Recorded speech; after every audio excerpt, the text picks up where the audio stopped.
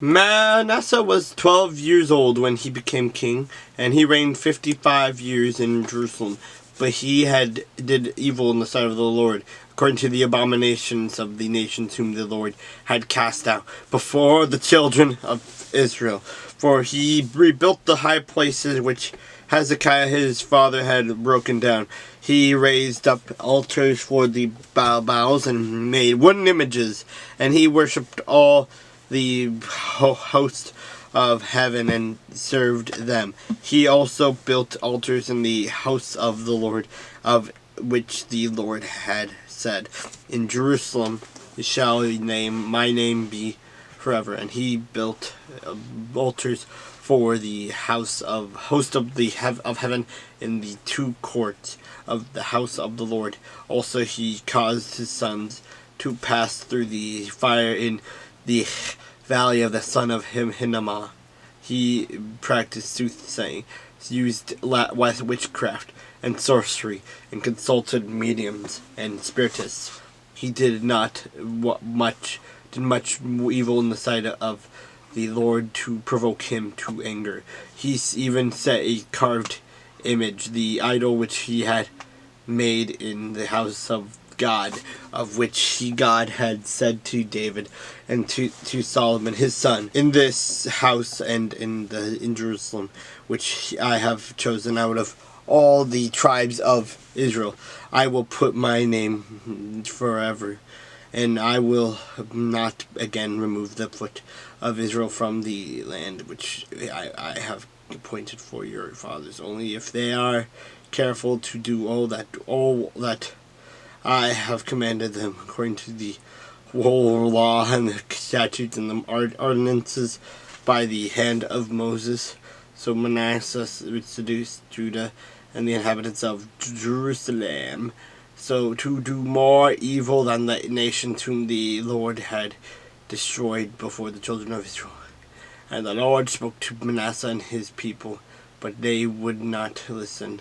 Therefore the Lord brought upon them the captains of the army of the king of Assyria, who took Manasseh with hooks, bound him with bronze fetters, and carried him off to Babylon. Now, when he was in affliction, he implored the Lord his God, and humbled himself greatly before the God of his fathers, and prayed to him, and he received his entreaty. He heard his supplication, and brought him back to Jerusalem into his kingdom. Then Manasseh knew that the Lord was God. After this he built a wall outside the city of David on the west side of Gihon, in the valley as far as the entrance of the fish gate, and it enclosed a field, and he raised it to a very great height. Then he put military captains in all the fortified cities of Judah. He took away the foreign gods and the idol from the house of the Lord, and the altars that he had built in the mount of the house of the Lord and in Jerusalem, and he cast them out of the city. He also repaired the altar of the Lord, sacrificed peace offerings and thank offerings on it.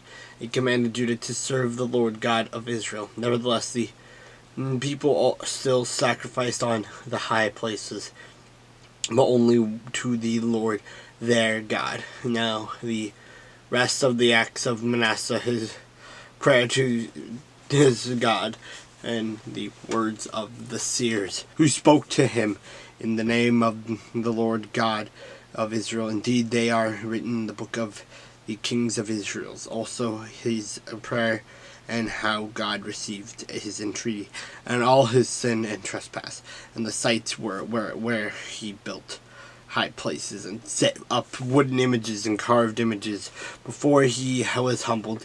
Indeed they are written among the sayings of Hosea. So Manasseh rested with his fathers, and they buried him in his own house. Then his son Oman reigned in his place. Amon was 22 years old when he became king, and he reigned 2 years in Jerusalem.